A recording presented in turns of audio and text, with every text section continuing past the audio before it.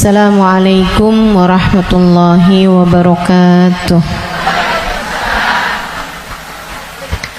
Alhamdulillah, wassalatu wassalamu ala Rasulillah Muhammad ibn Abdillah wa ala alihi wa sahbihi wa man wala. Subhanaka la ilma lana illa ma 'allamtana innaka antal alimul hakim. Rabbi shrah li sadri wa yassir li amri wahlul 'uqdatan min lisani yafqahu qawli. Amma ba'du. Betapa kematian sesuatu yang pasti. Allah Subhanahu wa taala berfirman dalam Al-Qur'an. Kata Allah, fa'bud rabbaka hatta ya'tiyakal yaqin. Fa'bud rabbaka hatta ya'tiyakal yaqin. Sembahlah Allah Subhanahu wa taala Tuhanmu. Kamu sembah Allah Subhanahu wa taala hatta ya'tiyakal yaqin. Sampai kapan kita nih diminta buat nyembah Allah? Sampai kapan kita diminta buat ibadah? Kata Allah, hatta ya'tiyakal yaqin, sampai datang sesuatu yang pasti. Apa yang pasti? Ayil maut. Yang dimaksudkan dengan suatu yang pasti itu adalah mati. Karenanya siapapun kamu di atas muka bumi ini harus belajar, berusaha buat jadi hamba Allah Subhanahu wa taala yang taat. Mudah-mudahan Allah mudahkan. Amin ya rabbal alamin. Jadi orang hidup nggak ada yang pasti, teman-teman. Nggak ada yang pasti buat orang yang hidup.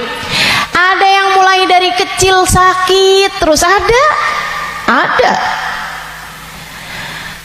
Nggak ada yang pasti hidup itu. Yang pasti ketika seseorang hidup hanya satu, namanya mati. Kalau kamu diberi kehidupan, maka satu waktu nanti kehidupan tersebut akan diambil kembali oleh Allah Subhanahu wa taala. Sebab memang hidup di dunia, begitu kamu diberi kehidupannya, udah pasti kamu akan berjumpa dengan kematian. Gak ada yang pasti dalam hidup selain mati. Nah, kalau emang yang pasti itu mati, ngapain sisa hidup gak dipakai buat berbekal menuju sesuatu yang pasti? Ngapain bekalannya untuk sesuatu yang gak pasti? Misalnya nih, kamu umur tamat SMA, umur 15. Kalau kamu berpikir bahwa saya umur segini berarti udah deket lagi mau nikah, bekalan menuju nikah misalnya, apa yang kamu kerjakan? Hidung kurang mancung, mancungin alis kurang nyelirit, kurang bulan sabit, kamu sabitin alis kamu. Bibir kurang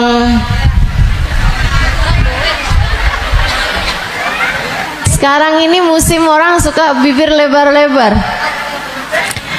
Ya udah dah, saya tambahin biar agak turun bibirnya, biar doer bibirnya. Kalau kamu berpikir bahwa kamu akan menuju kepada kematian, kalau kamu berpikir kamu akan menuju kepada pernikahan, kamu kemudian berbekal menuju ke arah sana. Tapi kan sebenarnya nikahnya emang udah pasti? Belum pasti nikahnya. Betul? Orang hidup nggak pasti nikah, teman-teman. Berarti kalau kayak gitu gimana nih caranya nih? Gimana cara kita menjadikan hidup kita bermakna? Takutnya udah siap-siap, tahu-tahu nggak dapet, iya kan? Kalau gitu yang pasti aja, kamu hidup biar bermakna, pastikan hidupmu adalah saatmu berbekal menuju kepada kematian. Saya tuh waktu SD kabarnya pinter. Mungkin ada guru-guru saya di sini. Selamat pagi Bu Guru. Kabarnya dulu pinter waktu saya sekolah. Saudaraku sekalian saya muliakan, tapi saya dulu selalu punya pikiran bahwa bisa jadi umur saya nggak panjang. Walaupun ternyata itu tidak terbukti ya. Sampai dengan sekarang saya masih ada di atas muka bumi ini, udah panjang hidup saya. Dulu itu saya selalu berpikir bahwa bisa saja umur saya nggak panjang. Saya SD, itu saya punya temen sekolah siang, sekolah madrasah, namanya Madrasah Al-Wasliyah. Saya punya temen meninggal dunia, masih seumuran saya gitu kurang lebih. Sejak saat itu saya kayak selalu berpikir bahwa bisa jadi umur saya nggak panjang, bisa saja saya juga meninggal dunia gitu. Akhirnya saya suka berpikir bahwa apa yang harus saya lakukan untuk menjadikan yang saya kerja akan bermanfaat kalau umur saya pendek. Akhirnya saya jadi mikir, kalau saya jadi dokter, umurnya harus panjang loh dokter itu, karena sekolahnya lama. SMP, SMA, kan saya ceritanya SD, SMP, SMA, kuliah. Kuliahnya S1, habis itu S2, habis itu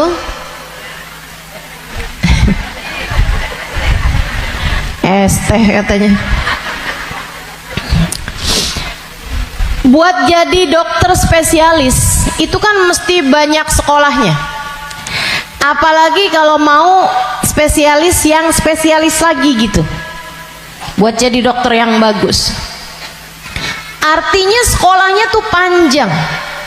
Baru bisa jadi dokter yang hebat, dokter yang mumpuni di atas usia 30-an tahun, bahkan mungkin 40-an tahun.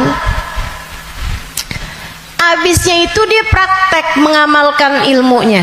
Berapa lama? Sampai ketika datang ajal menjemputnya. Manfaatnya ilmunya itu berapa lama?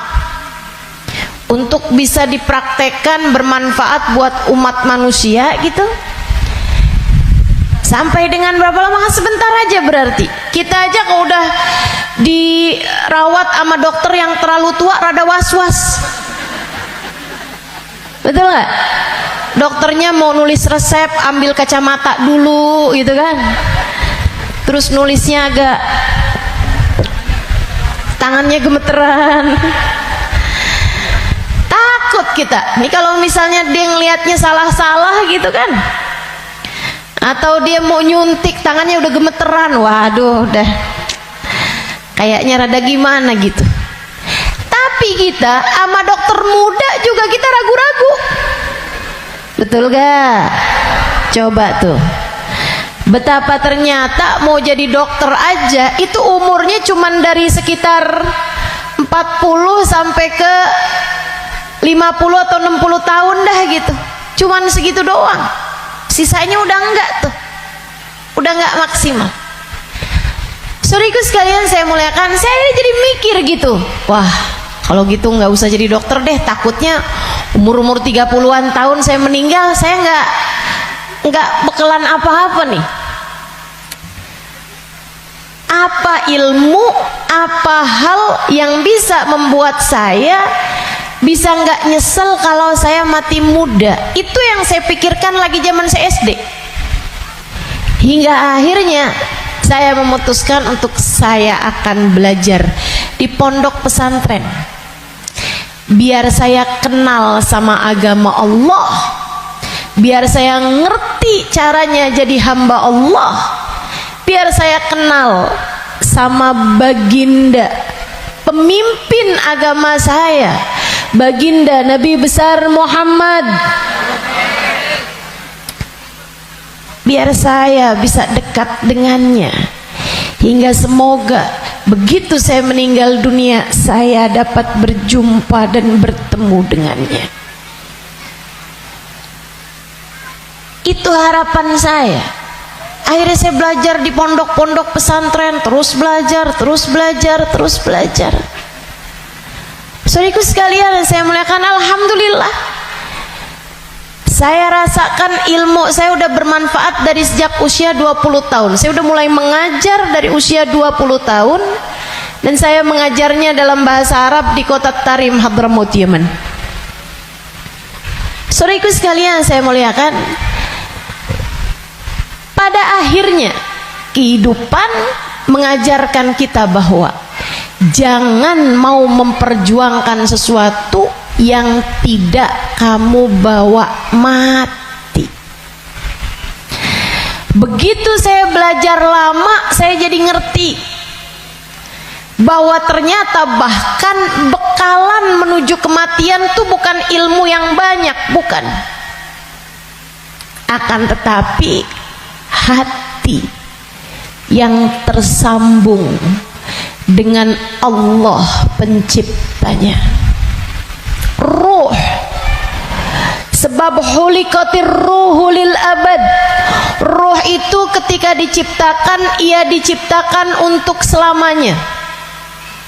Ruh kamu ini, teman-teman sekalian, ini yang akan kamu bawa mati. Hati kamu itu adalah ruh kamu, rasa kamu, ini yang akan kamu bawa mati. Kalau badan ini nggak akan kamu bawa mati. Begitu kamu mati, udah tuh nggak ada lagi urusan sama badan. Badan kamu bisa dimakan merayap-rayap tanah dan habis. Bibir kamu yang selalu kamu lipstikin, wajah kamu yang selalu kamu bedakin, mata kamu yang selalu kamu celain, pakaiin celak, kuku-kuku kamu yang selalu kamu potong setiap kali ia memanjang, badan kamu yang selalu kamu rawat, kamu kasih makan, kamu bersihkan, ini hanya akan menjadi makanan santapan rayap-rayap tanah. Ulat-ulat tanah nanti akan masuk ke lubang-lubang hidungmu, ia akan masuk dalam seluruh anggota tubuhmu dan kamu habis. Makanya katanya Sayyidina Ali bin Abi Thalib, siapa yang kerjanya buat badannya, siapa yang hidupnya hanya mementingkan urusan tubuhnya, silakan cari pahalanya kepada rayap-rayap tanah. Silakan minta balasannya kepada rayap-rayap tanah. Ulat-ulat tanah, mereka yang senang banget, wih mulus, ih badannya bagus, enak banget nih kita makannya, katanya gitu. Saudariku sekalian yang saya muliakan, bukan untuk itu kamu diciptakan, bukan untuk itu kamu diciptakan. Yang aslinya dari diri kamu adalah ruhmu, yang sejatinya pada dirimu tidak akan terpisahkan adalah hatimu. Ala inna fil jasadi mudghah, idza salahat salahal jasad kullah, wa idza fasadat fasadal jasad kullah. Ketahuilah, di dalam tubuh manusia terdapat segumpal darah, disebut hati. Jika bagus, bagus semuanya, jika rusak, rusak semuanya. Ketahuilah, segumpal darah tersebut adalah hati. Disitulah ruh ditiupkan, disitulah ruh sejatinya berada, meskipun mengalir sampai ke seluruh tubuh kita. Ruh itu dihembuskan saat janin, badanmu itu berusia 4 bulan dalam rahim ibu kamu, ditiupkan lewat ubun-ubun. Makanya Bu, ketika Allah menciptakan batok kepala kita, itu semuanya udah full kecuali ada satu lubang kecil di ubun-ubun. Makanya kalau anak bayi ubun-ubunnya masih lembut, tulangnya belum keras, karena asalnya memang bolong. Kenapa Allah bolongin? Buat niupnya ruh, ditiupkannya ruh saat usia 4 bulan tuh dari situ. Rohnya dimasukin, ditiupkan oleh malaikatnya Allah Subhanahu wa taala.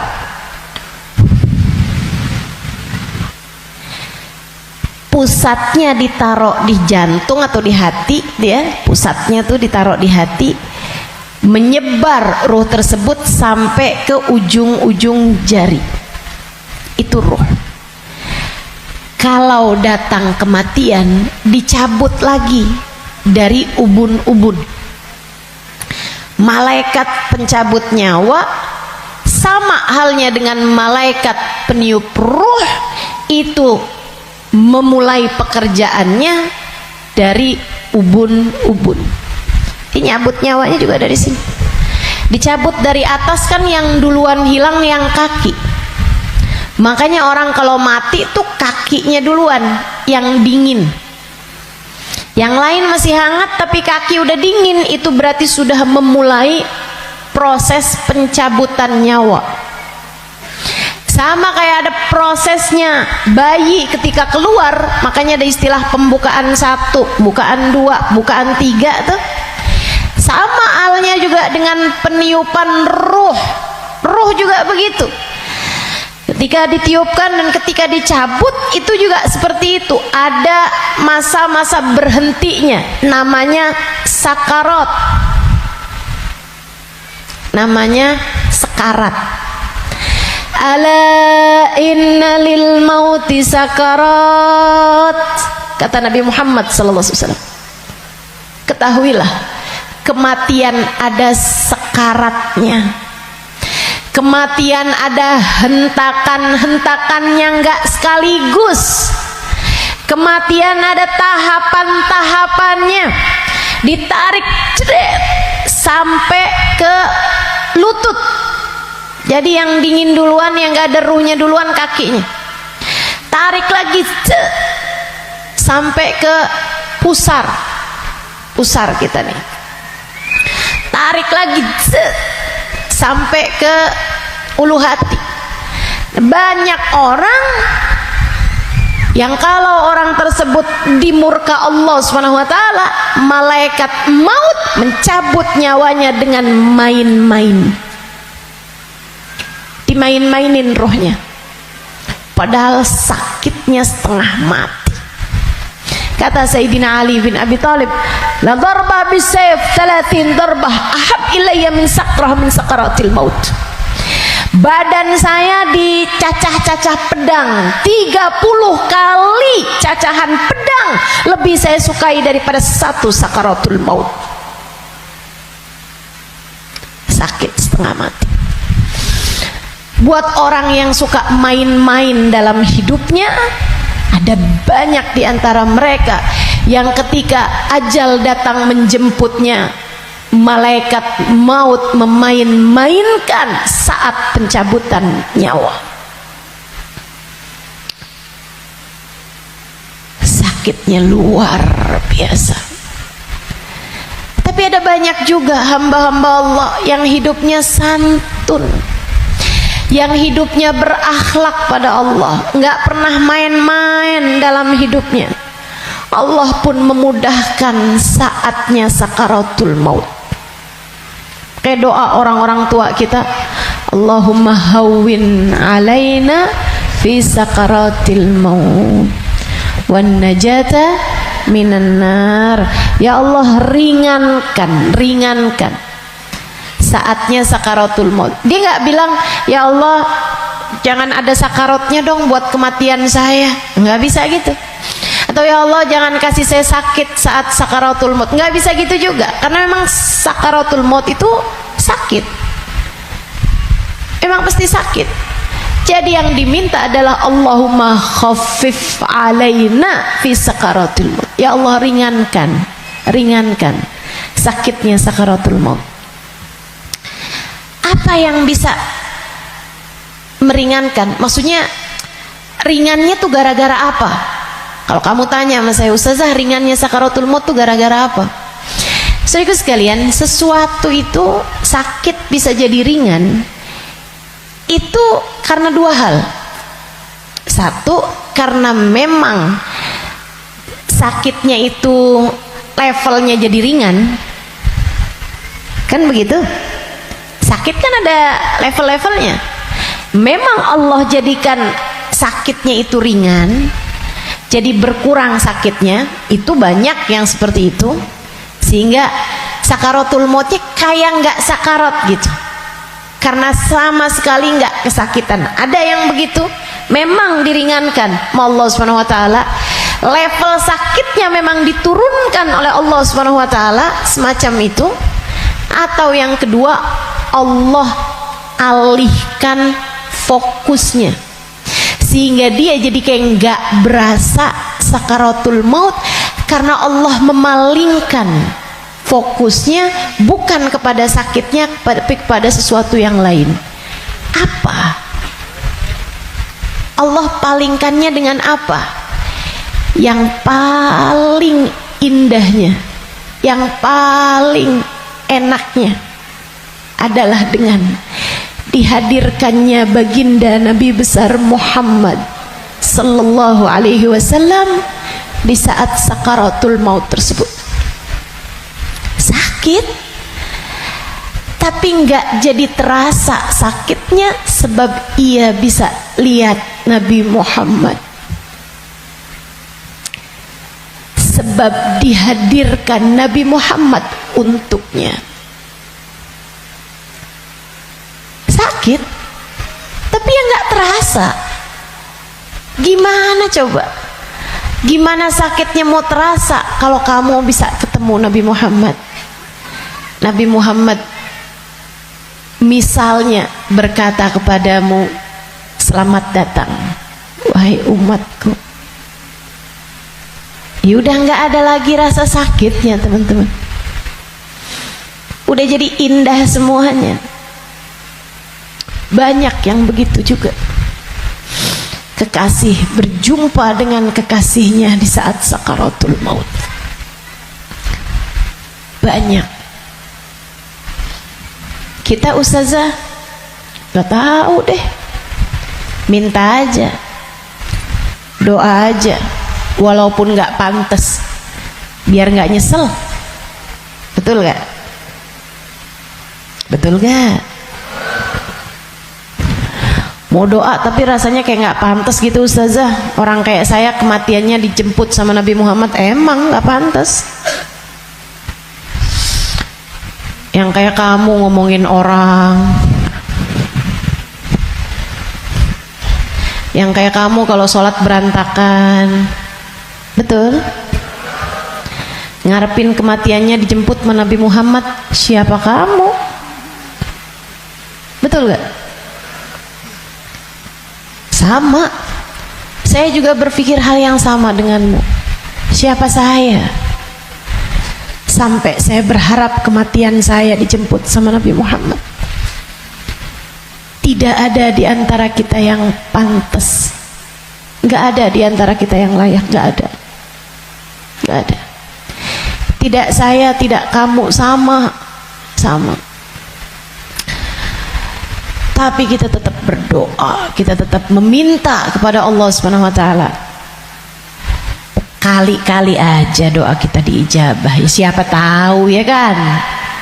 Siapa tahu. Soalnya takut kalau nggak minta nyesel. Sebab Nabi Muhammad itu dermawan. Sebab Nabi Muhammad itu dermawan. Kadang-kadang orang kalau dermawan tuh kita nggak bisa kira, tahu-tahu memberi lebih dari yang kita minta. Itu sakaratul maut. Nanti habis cabut tuh dari pusar sampai ke dada, Dada, hati itu teman-teman pusatnya. Allati tattali'u alal afidah. Sampai ketika roh tersebut nyampe di afidah, nyampe di dada, tempatnya hati kita itu, pusatnya. Makanya orang kalau ngerasa sakit hati pasti pegang dadanya gitu. Nggak ada yang pegang kepalanya, sakit hati saya, nggak ada.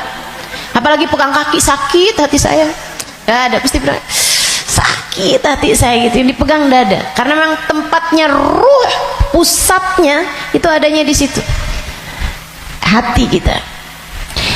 Itu sakaratul maut paling sakitnya tuh di situ, karena sumbernya tuh di situ.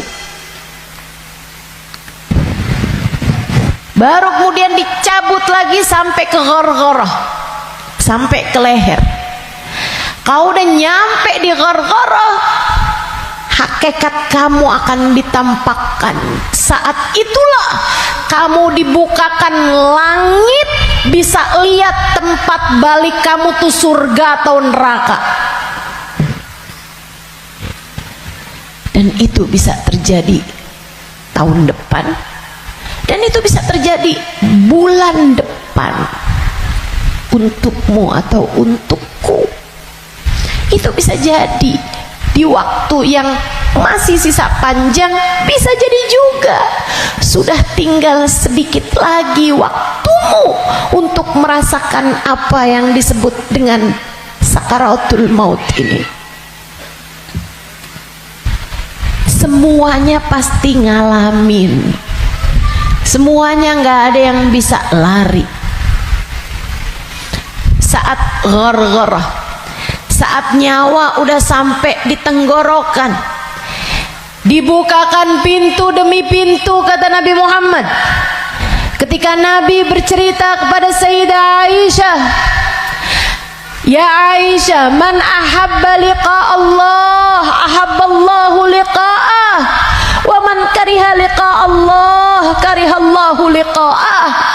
Wahai Aisyah, siapa yang senang saat perjumpaannya dengan Allah, Allah pun senang berjumpa dengan dia. Siapa yang benci berjumpa dengan Allah, Allah pun benci berjumpa dengan dia. Ya Rasulullah, walakinnana nakrahul maut. Bukannya semuanya takut memati, Rasul? Takut kan nggak senang? Bukankah kita semuanya takut mati, Rasul? Kalau takut mati kan artinya kita nggak senang. Kalau kita nggak senang, Allah nggak senang juga dong ketemu kita. Nggak gitu Aisyah.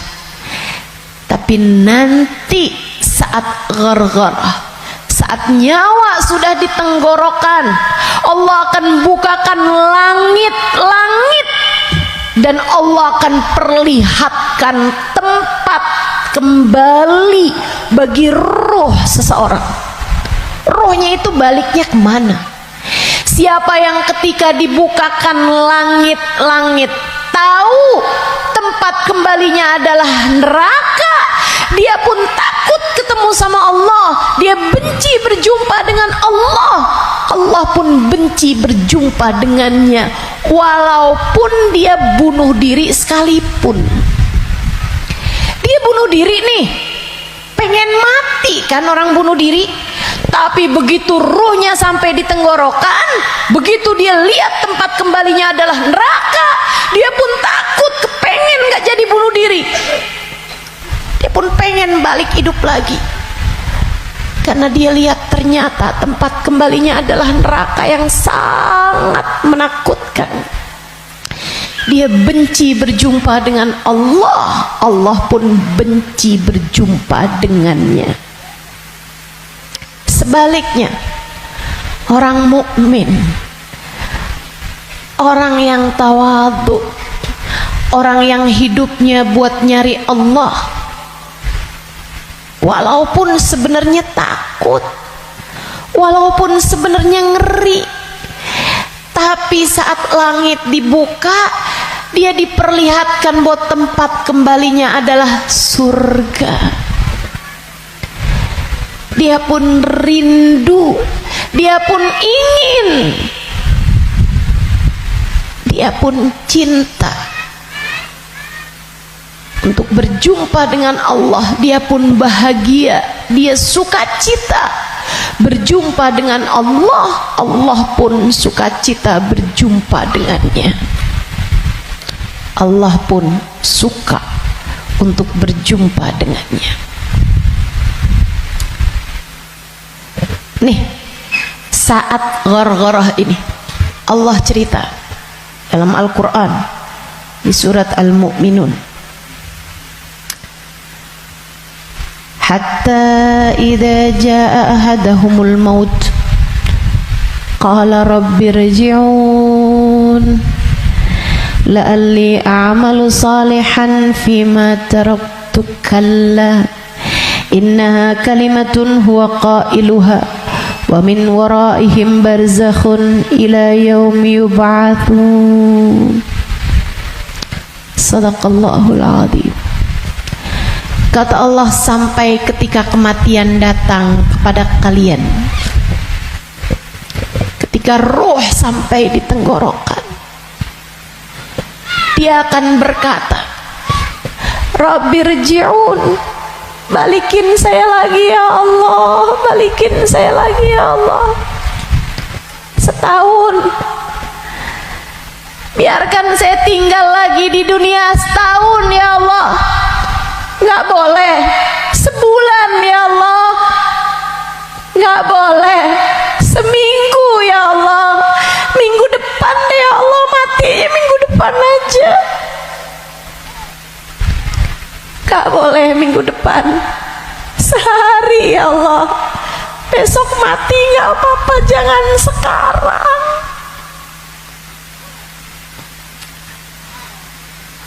Gak boleh sejam ya Allah, sejam lagi matinya ya Allah, balikin lagi ya Allah. Rabbirji'un la'alli a'malu salihan fima taraktu. Saya akan segera bagi-bagi harta saya buat sedekah. Saya akan segera sholawatan kepada Nabi Muhammad. Saya bakal segera baca Al-Quran. Saya bakal segera sholat. Saya mau minta maaf sama orang-orang.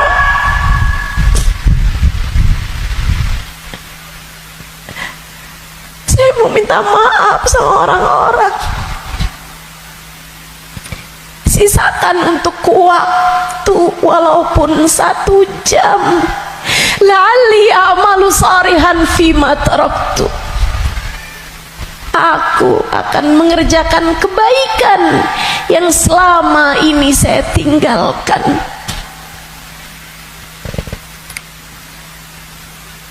Apa jawab Allah? Kalla innaha kalimatun huwa qailuha. Enggak ada. Sekarang kalimatmu itu hanya jadi omong kosong belaka. Enggak ada ceritanya kamu dikabulkan. Waktunya sudah habis. Game over. End. Udah habis. Kamu nggak punya nyawa cadangan, kamu nggak punya hidup simpanan, kamu tidak sedang dalam masa percobaan. Begitu kamu masuk usia balik, semua sudah mulai tercatat untukmu. Tak ada lagi waktu untuk kembali. Innaha kalimatun huwa qailuha. Itu hanya sekedar kalimat disampaikan begitu aja. Kamu minta balik, enggak ada ceritanya. Wa min waraihim barzakhun ila yaumi yub'atsun. Sekarang waktunya kamu hidup di alam barzakh sampai hari kiamat datang.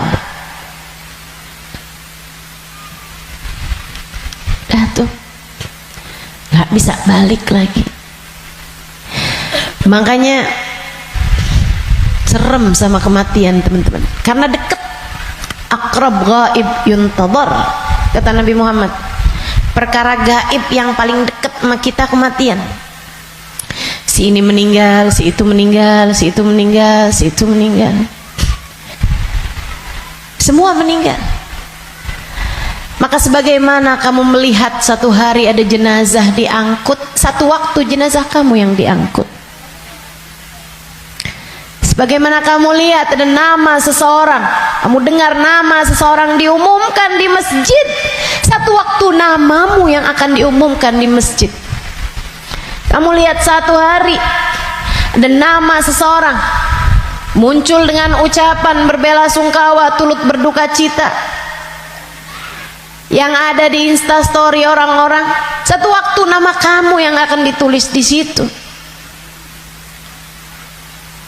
Sebagaimana ada broadcast di grup-grup WhatsApp yang menuliskan nama-nama orang dengan ucapan meninggal dunia, satu waktu akan ada namamu yang ada di situ. Inna lillahi wa inna ilaihi rojiun, turut berduka cita atas meninggalnya Halimah binti Utsman al-Idrus. Akan ada waktunya, semua akan ada waktunya, semua akan ada gilirannya. Pasti tanpa terkecuali kamu akan datang giliranmu, pasti tanpa terkecuali.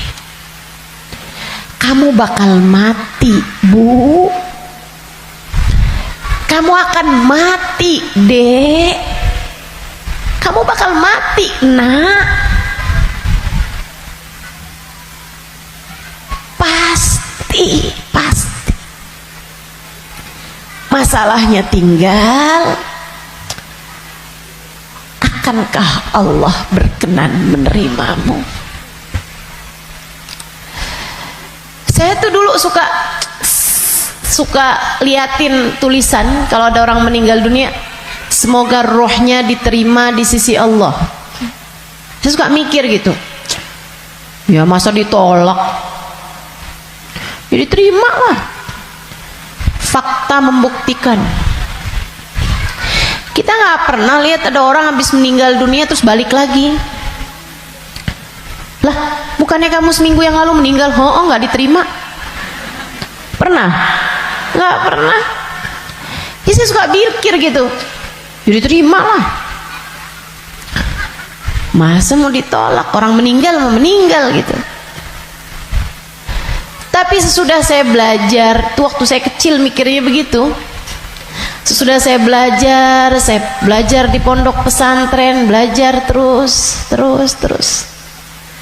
Saya jadi paham betapa berartinya ucapan itu. Sebab kamu, saya, ketika meninggal dunia akan menjadi salah satu dari dua kelompok orang. Ada yang ruhnya diterima di sisi Allah dengan penuh keridhaan. Ada yang ruhnya diusir dari rahmatnya Allah, sebab Allah murka kepadanya.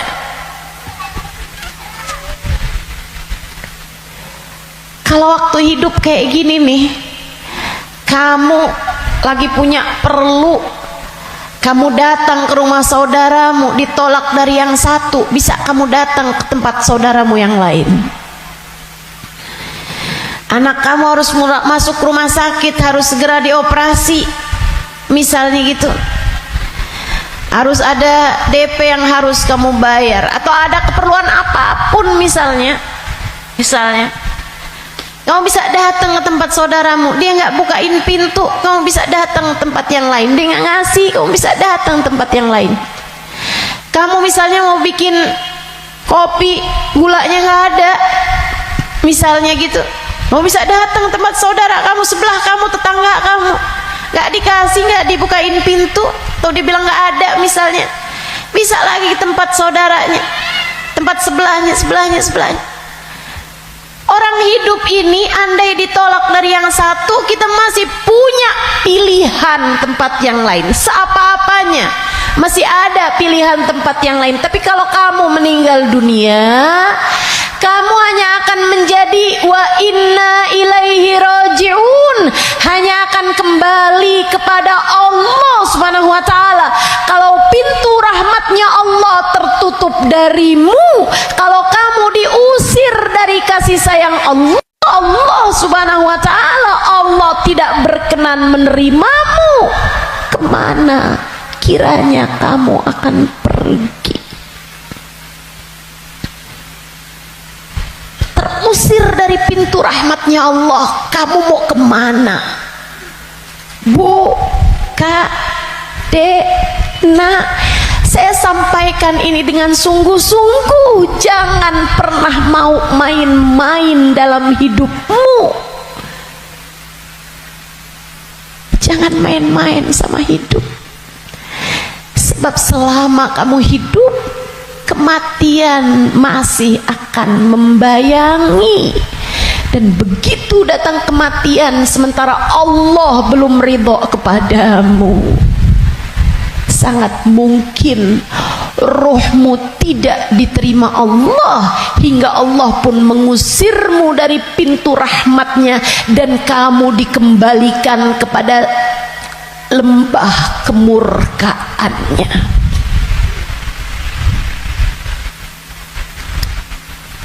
Dimurka Allah Subhanahu wa taala.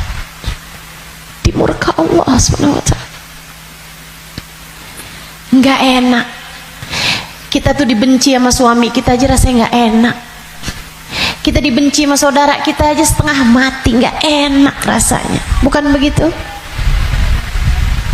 Bayangkan kalau kamu datang ke rumah Allah, kamu datang kepada Allah sementara Allah mengusirmu dan tidak ridho kepadamu serta benci kepadamu, dan kamu nggak bisa balik lagi ke atas muka bumi ini, kayak apa rasanya? Dalam keabadian kamu dimurka, dalam keabadian kamu dibenci, dalam keabadian kamu tersiksa.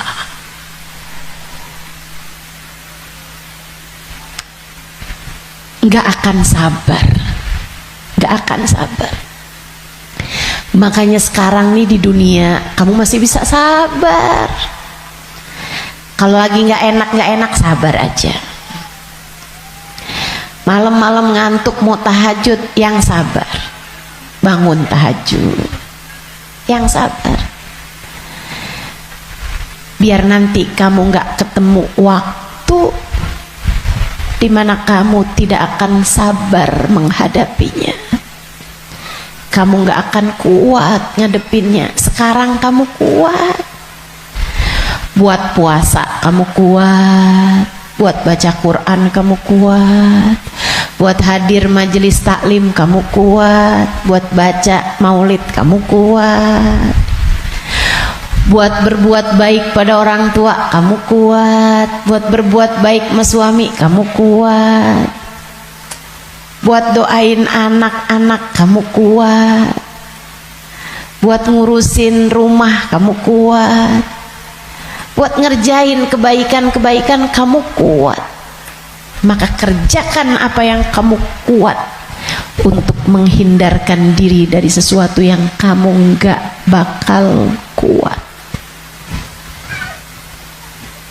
Bertahanlah terus, bertahanlah untuk tetap menjadi solehah, yang sabar jadi solehah. Tetaplah jadi hamba Allah yang solehah. Gak kuat nih saya, enggak, kamu kuat, kamu kuat. Saya nggak kuat lagi Ustazah ngadepin suami kayak begitu. Kuat, kamu kuat. Saya nggak kuat lagi Ustazah ngadepin orang tua saya nih Ustazah. Kuat, kamu kuat. Nggak kuat lagi saya ngadepin anak-anak saya Ustazah. Kamu kuat, kamu kuat, kamu kuat.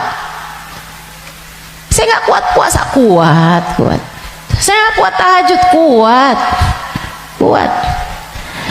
Saya nggak kuat baca zikir habis duhur, habis subuh ke isyraq, kuat.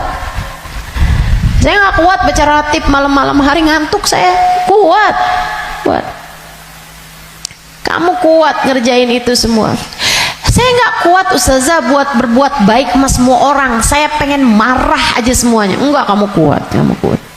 Jangan marah-marah, jangan marah-marah. Kamu kuat, teman-teman saya sekalian. Yang nggak kuat kalau kamu mati dan kamu terusir dari rahmatnya. Yang kamu nggak kuat kalau sampai di dalam kubur ruhmu disiksa, kamu nggak akan kuat. Yang nggak kuat kalau kamu datang malaikat yang menanyai dalam kuburan dan kamu nggak bisa jawabnya, hingga kemudian malaikat tersebut mulai menyiksamu, kamu nggak akan kuat. Sisanya di dunia ini kamu kuat. Saya dijahatin terus sama tetangga saya nggak kuat lagi, kamu kuat. Saya ditinggalin sama teman-teman saya nggak kuat. Percaya saya, kamu kuat. Saya sakit ustazah, saya udah nggak kuat lagi, kuat. Yang kamu nggak kuat kalau kamu sampai diusir dari rahmatnya Allah. Yang kamu nggak kuat kalau ruhmu keluar, dan bisa jadi itu bulan depan, bisa jadi itu minggu depan. Saat ruhmu keluar dan kamu ngelihat tempat kembalimu adalah neraka, kamu nggak akan kuat.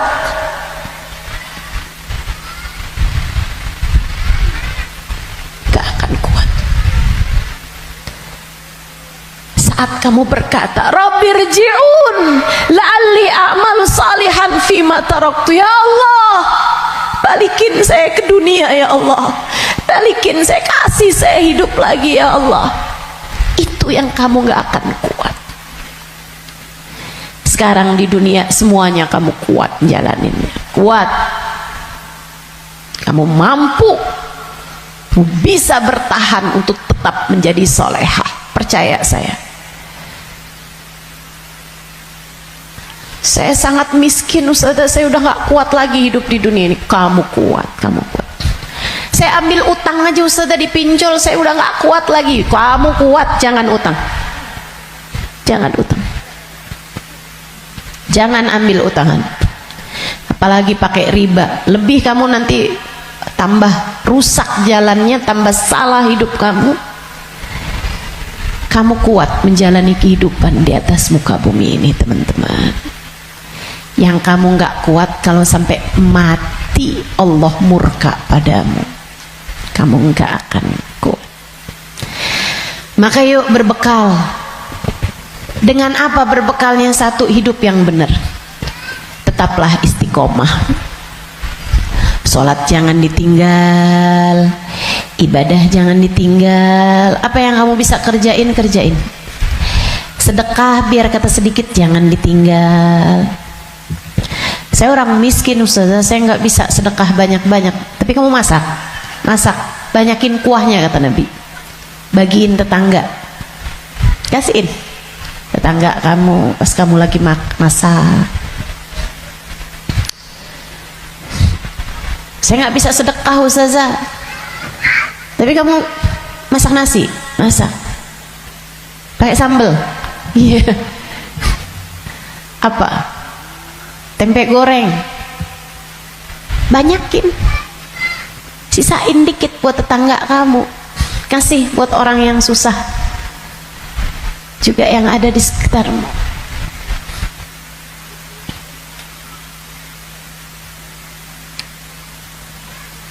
Itu pesan Nabi kita Muhammad SAW. Berbuat baik. Saya nggak bisa ustazah, saya nggak ada sesuatu yang bisa saya sedekahkan. Senyum bisa bukan? Kamu punya bibir? Ya punya sih ustazah. Ya udah senyum aja kalau gitu. Ketemu orang, bisa nyenengin orang, apa kabar? Sehat? Atau Saat kamu bangun di waktu malam, kamu angkat tanganmu, kemudian kamu bilang, ya Allah, sayangi tetangga-tetangga saya ya Allah, sayangi teman-teman saya ya Allah, ampuni dosa-dosa mereka ya Allah, orang di kampung saya ya Allah, ampuni dosa-dosanya ya Allah. Sedekah kamu buat mereka, kebaikan kamu buat mereka. Berbuat baik semampu yang kamu bisa, sebisa yang kamu mampu. Apaan aja, apaan aja. Bahkan sekedar kalimat pujian buat suami kamu. Alhamdulillah kamu sehat, saya seneng kalau kamu udah sehat. Kata-kata yang enak gitu. Jangan sakit lagi ya, saya kesian kalau lihat kamu sakit, saya sayang sama kamu. Kalimat yang enak. Ganti deh, ganti kalimat-kalimat yang gak enak.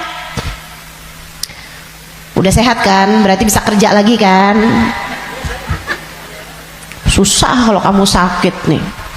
Terus kita mau makan apa kalau kamu sakit terus-terusan? Gak enak banget sih kalimatnya. Kamu bakal mati, maka pilihlah kalimat yang gak jadi penyesalan bagimu sesudah kematianmu. Yang bagus ngomongnya, yang bagus. Jangan sakiti hati orang. Iya kak, bu, dek. Ucapanmu kepada orang tuamu nak, yang bagus, yang bagus. Mama yang sehat ya mah, mama yang sehat. Enggak kok, mama nggak pernah ngerepotin. Saya seneng ada mama. Tetaplah sehat ma, tetaplah kuat ma. Yang bagus ngomongnya. Nanti nyesel kalau kamu yang pergi atau mamahmu yang pergi.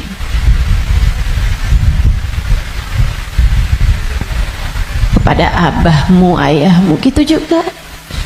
Ngomong yang bagus-bagus aja, biar nggak tambah banyak penyesalanmu ketika datang ajal menjemputmu. Apapun dari kebaikan yang bisa kamu lakukan, lakukanlah. Udah nggak usah pakai mikir-mikir, saya mau pakai kerudungan kapan ya. Nggak usah. Sekarang orang senegeri udah pakai kerudungan semua kok. Selagi kamu perempuan ya pakai penutup aurat. Saya nggak tahan Ustazah, saya nggak kuat pakai jilbab. Ah kuat kok, semua kuat. Bismillah, Bismillah. Lakukan kebaikan, jangan tinggalkan. Sebab seperti mana kamu hidup, seperti itulah kamu akan mati. Jika kebaikan yang kamu lakukan dalam hidupmu, kamu hanya akan berjumpa dengan kebaikan-kebaikan sesudah kematianmu. Kebaikan kamu lakukan karena Allah, Allah akan membalasmu dengan kebaikan-kebaikan dari sisinya. Dan itu akan sangat menyenangkan. Kama ta'ish tamut, sebagaimana kamu hidup, seperti itu pula lah kamu akan mati. Maka tetaplah istiqomah di jalan Allah. Itu bekal utama. Bekal keduanya, selalulah berdoa, selalulah meminta kepada Allah agar dikaruniai husnul khatimah. Sering-sering minta, ya muqallibal qulub, tsabbit qalbi ala dinik. Wahai zat yang membolak-balikan hati, tetapkanlah hati kami berada dalam keimanan kepadamu. Selalulah berdoa, Rabbana la tuzigh qulubana ba'da idh hadaitana wa hab lana min ladunka rahmatan innaka antal wahhab. Ya Allah, jangan pernah kau cabut hidayah iman yang telah kau anugerahkan kepadaku. Anugerahkanlah pula untuk kami rahmatmu. Sesungguhnya engkau adalah zat yang maha memberi. Selalulah berdoa, Ya Allah biha, Ya Allah biha, Ya Allah bihusnil khatimah, Ya Allah biha, Ya Allah biha, Ya Allah bihusnil khatimah. Ya Allah, aku mohon padamu, Ya Allah, aku minta padamu husnul khatimah, Ya Allah, akhir kehidupan yang baik, kematian dengan membawa iman, kematian sedangkan Engkau berkenan menerima kami, Ya Allah. Terus doa, terus minta sama Allah, sebab la yarudul qada illa doa. Tidak ada yang dapat menolak takdir buruk selain doa. Doa terus, doa terus, doa terus. Kalau ada waktunya doa tuh, kayak lagi majelis, kemudian silahkan berdoa, silahkan sampaikan hajatmu. Habis sholat, jangan dulu langsung bangun, sebelum kamu berzikir kemudian berdoa, kan begitu. Nah, kalau doa jangan minta dunia mulu, teman-teman. Kalau semua doa mau minta dunia, habis dunianya selesai, kamu bawa apa? Kamu punya apa? Minta juga. Urusan akhirat malah justru jauh lebih penting daripada meminta urusan dunia yang akan kamu tinggalkan begitu kamu mati. Jangan kalau doa yang diminta duit lagi, duit lagi. Jangan kalau doa yang diminta jodoh lagi, jodoh lagi. Atau biar hati suami nggak berpaling, itu aja yang kamu minta. Biar suami nggak poligami, ustazah, itu terus doa saya, ustazah. Bukan hanya itu yang kamu perlukan, teman-teman. Doa urusan dunia tuh kalau bisa sekedarnya aja, karena hidup di dunia ini qalil, sedikit, katanya Imamul Haddad, tabalagh bil qalili minal qalili. Bekelan dunia ini sedikit aja lah, karena dunianya itu emang sedikit. Dikit lagi juga mati. Kalau doa itu yang kiranya kamu nggak nyesel begitu kamu masuk ke dalam alam kubur. Doanya minta apa? Minta husnul khotimah. Doa minta Allah ridha, minta biar Allah selamatkan, minta biar Allah bahagiakan kalau kamu ada di dalam kuburan, minta biar Allah bahagiakan ketika nanti kamu di padang mahsyar. Jadi begitu ajal datang menjemputmu, kamu masih punya simpenan dari doa-doa yang belum diijabah Allah SWT, yang belum kamu rasakan ijabahnya. Begitu kamu mati, kamu udah punya simpenan doa buat mahsyar. Begitu kamu mati, kamu udah punya simpenan doa buat kubur. Begitu kamu mati, kamu udah punya simpenan doa buat kiamat. Begitu kamu mati, saat di padang mahsyar dibangkitkan, kamu udah punya simpenan doanya, tinggal tunggu ijabahnya. Nah, kalau doanya belum pernah kamu doain, gimana mau ngarepin ijabahnya? Nah, kamu nggak pernah minta. Ya Allah, kubur saya, ya Allah, saya sekarang maunya kubur saya biar seneng, ya Allah. Ternyata kok nggak seneng, kata Allah. Nah, kamu nggak pernah minta. Di dunia yang sering mintanya, biar nanti kamu dapat ijabahnya. Di dunia yang sering minta, ya Allah, jadikan kami ada dalam rombongan Nabi Muhammad. Jadikan kami ada dalam rombongan umat Nabi Muhammad, ya Allah. Jangan cuman di majelis maulid aja doanya. Saat tahajud tahajud tuh kamu doa, minta ya Allah nanti di akhirat ya Allah jadikan saya ada dalam rombongan Nabi Muhammad, biar nanti begitu kamu mati kamu udah punya simpenan doanya, tinggal nunggu ijabahnya. Kata Allah, ud'uni astajib lakum, mintalah niscaya akan aku beri. Jadi di akhirat kamu tinggal nungguin saat doamu diijabah. Sebab kalau kamu mintanya nanti gitu kan di akhirat, ya itu tadi kata Allah, innaha kalimatun huwa qailuha, kalimatmu tuh nggak ada artinya lagi, nggak ada maknanya lagi. Sebab akhirat bukanlah tempat berbuat, dunia nih tempatnya berbuat, akhirat hanyalah tempat untuk dibalas. Kalau saatmu di dunia kamu hanya minta dunia, apa yang kamu persiapkan buat sesudah kematianmu?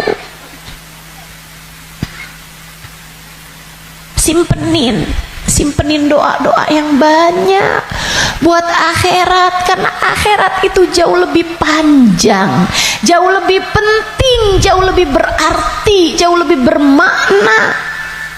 Dunia ini hanya sebentar, teman-teman. Jangan sampai nyesel. Jangan sampai nyesel. Doa. Doa tidak pernah hanya sekedar. Itu adalah semua yang kamu perlukan. Kita semua perlu doa. Semua perlu doa. Makanya banyak-banyak doa. Minta sama Allah agar kehidupan kamu sesudah kematian menjadi kehidupan yang menyenangkan. Amin ya rabbal.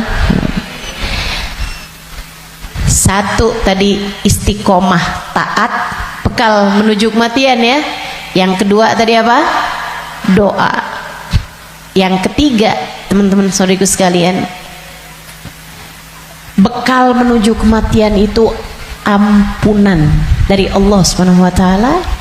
Itu bisa kamu dapat dengan memohon ampunan, beristighfar dan bertaubat, meninggalkan dosa-dosa. Kamu mau berbekal menuju kematianmu, tinggalin dosa. Tinggalin dosa. Tinggalin dosa. Udah deh, ucapkan selamat tinggal buat dosa-dosa. Adik-adik yang sudah umur 20-an tahun belum datang jodoh, ustazah saya pacaran ya. Jangan. Kenapa ustazah? Dosa. Tinggalin dosa. Kamu belum tentu punya waktunya buat taubat. Kamu belum tentu sisa waktumu itu mencukupi untuk kamu bertaubat. Nggak usah deket-deket sama dosa. Ya ustazah, kalau nggak pacaran kita nggak nikah ustazah. Siapa bilang? Banyak kok orang-orang nikah nggak pakai pacaran. Dan banyak juga orang pacarannya sama siapa, nikahnya sama siapa. Betul? Betul? Ngapain kamu menghabiskan energi, menghabiskan rasa hanya untuk menjaga jodoh orang? Ngapain? Udah jauh lebih aman kamu nggak usah jagain jodoh orang, kamu jagain hidup kamu sendiri. Sebab yang akan mendapatkan balasannya adalah dirimu sendiri. Dek, Nabi Muhammad tuh seneng sama pemuda-pemuda yang taat lebih daripada senengnya Nabi Muhammad sama orang-orang tua yang taat. Jadi kamu nggak usah nunggu tua buat taat, kamu nggak usah nunggu tua buat deket sama Nabi Muhammad. Justru di saat kamu masih muda, andai pun kamu nanti sampai tua, justru di saat muda nih kesempatan kamu buat deket sama Nabi Muhammad. Sebab Nabi senang sama pemuda-pemudi yang hidup dalam menjalani taat kepada Allah Subhanahu wa taala. Dijanjiin barengan sama Nabi Muhammad. dijanjiin ada dalam naungan di bawah arasnya Allah di saat tidak ada naungan kecuali naungan Allah. Syab nasya fi taatillah, pemuda, pemudi, laki-laki, perempuan, muda yang hidup dalam taat pada Allah Subhanahu wa taala. Kamu umur masih 17 tahun tapi sudah istiqomah tahajud, Nabi cinta padamu.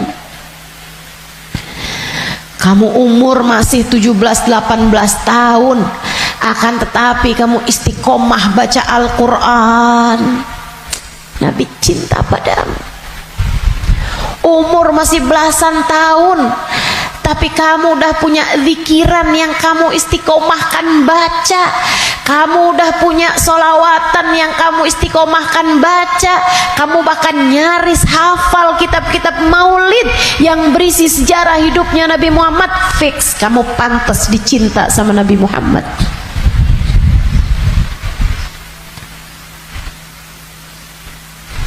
Kamu punya kesempatan besar untuk bisa jadi orang yang kelak di hari akhirat nanti membersamai Nabi Muhammad.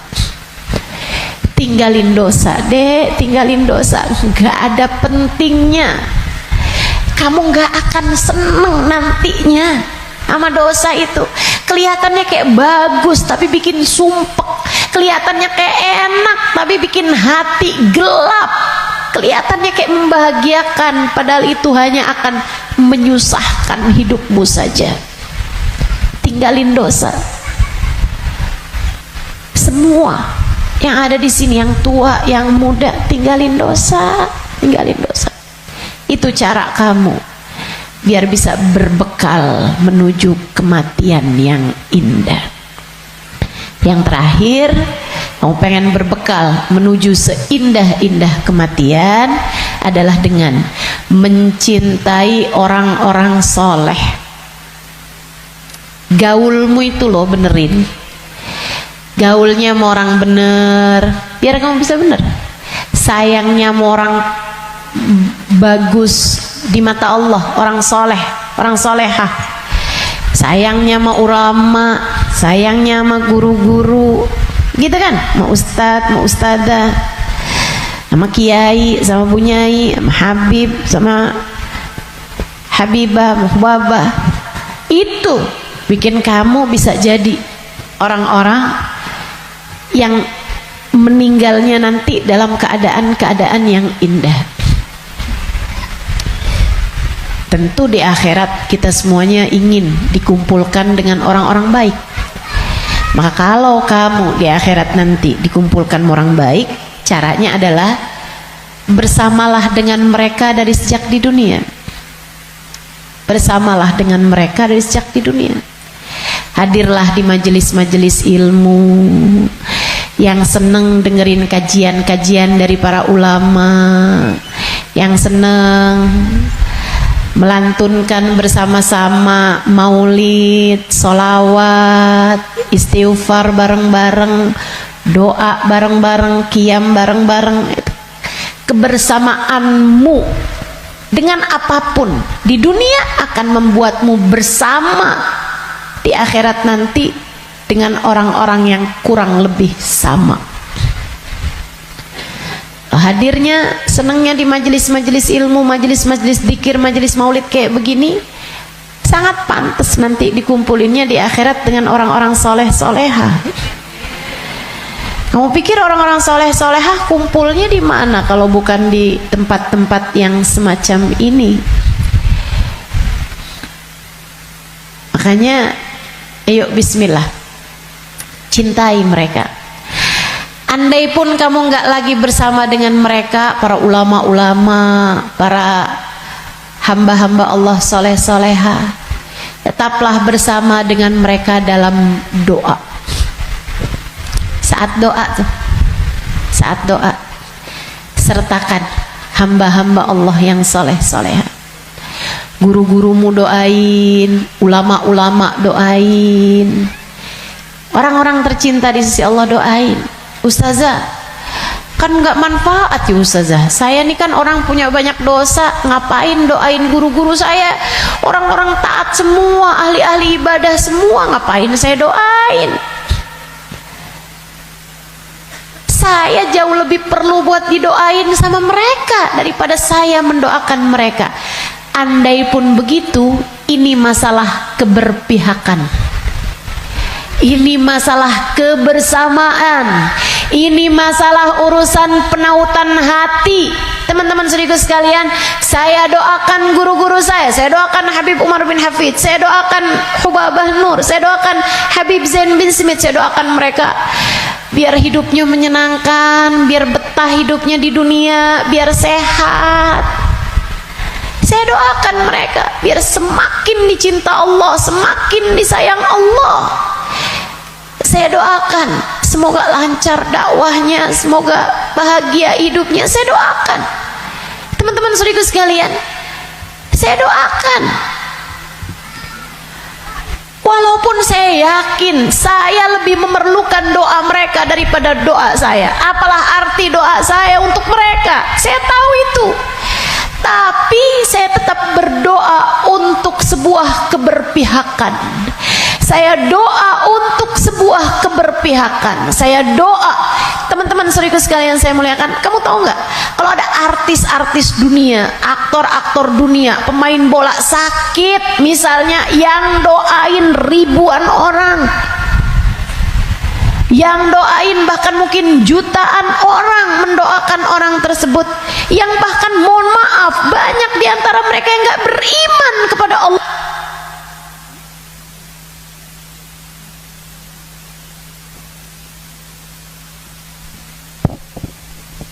Yang bahkan banyak diantara mereka yang tidak beriman kepada Allah Subhanahu wa Ta'ala. Kenapa orang-orang mau mendoakan orang tersebut? Itu dia tuh namanya keberpihakan, penautan hati. Kita doain guru-guru kita walaupun kita merasa kita lebih perlu doa mereka daripada doa kita, daripada mereka terhadap doa kita, biar Allah tahu ada orang-orang soleh dalam lisan-lisan kita. Biar Allah tahu ada mencintai para ulama di dalam hati kita. Biar Allah lihat hati kita punya cinta yang besar kepada hamba-hamba yang tercinta di sisi Allah. Pada akhirnya biar Allah tahu kita ada di jalan mereka, kita ada di jalan mereka. Biar semoga di akhirat nanti Allah membersamakan kita bersama dengan mereka. Penting mencintai orang-orang soleh, sebab almar'u ma'aman ahab, seseorang di akhirat nanti hanya akan dikumpulkan dengan orang yang dia cintai. Dan yang paling penting buat kita cintai, nomor satu yang ada di puncaknya adalah baginda kita Nabi besar Muhammad.